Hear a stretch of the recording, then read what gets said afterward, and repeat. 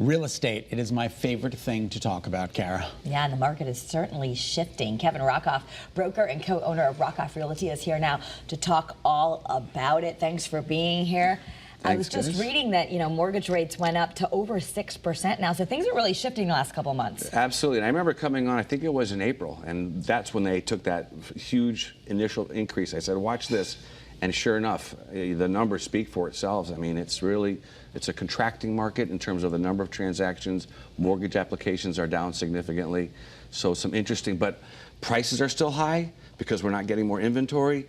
But really a key metric is the home affordability index, which basically says what the average person can afford. Because remember, now there's gas, all the inflation in the system. Yeah. So there's a real disconnect, which is explaining why there are fewer transactions, mortgage applications going on right now. Now, does that mean like instead of 10 buyers, there are now 3 buyers? Or, is there still a good demand for the homes? Yes. I mean, there are still buyers out there. People need shelter. And remember, rents are very high. Yes. And there are still people that actually are quite affluent these days. So there is still a market. Transactions are getting done. It's nothing like 2007.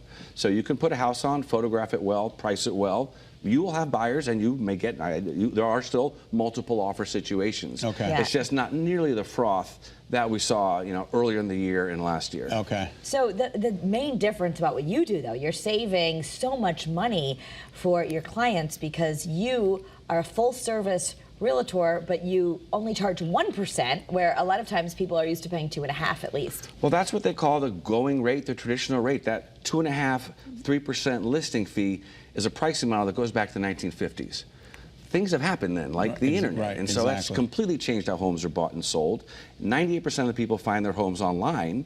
So as an agent, we don't need offices that people don't go to anymore. So you take that whole cost structure out of the job that we deliver, and I can do it still profitably at 1%, but save my customers a lot of money because I don't have all that infrastructure that most realtors have. For example, you just sold a house in Glastonbury, I think it was. Yeah, just last week, yeah. Saved the client thousands of dollars. This home sold for $780,000. Yeah, it's we've got it here. It's 39 Sand Hill, so it sold for $780,000. Wow. So that means your client saved $11,700. Only compared to a 2.5% fee. But we did the same job. We did the signs, the lockbox, beautiful professional photography, did open house, contract negotiations. We just don't have the overhead to get the job done like the other folks. So here's, all the things that you do. You do everything everything that the 2.5% broker does, but look how much money you can save. Yeah. Exactly. And we've sold over 270 homes all over the state. We are 9 agents now. So we're full service all over the state. And the other thing I want to be clear about is people are going to say, oh, if you're only charging 1%, no one's going to want to show my house. The other person who takes their clients to see your listing can still get their 2.5%. And that's right. Good point, a huge point, because I get that a lot from sellers. Well, what about the buyer broker fee? Yeah. And that's not mandated. That's really up to the seller to determine what he or she wants to offer a buyer broker. We recommend 2.5% because buying work is very different than listing work. Listing work, you're taking photos essentially, uploading them to MLS to go to all the sites. When you're doing buyer work, you're going to see 10, 15, 20, 25 houses. Yeah, right. Very time intensive, now with gas. Yeah. So it's completely 2 different jobs. We recommend 2.5%. But that's all negotiable. Can you tell us more about Realtors for the Rescues? Because I know some people out there, you just did Our Companions and stuff. How does that work, and how are these wonderful charities benefiting?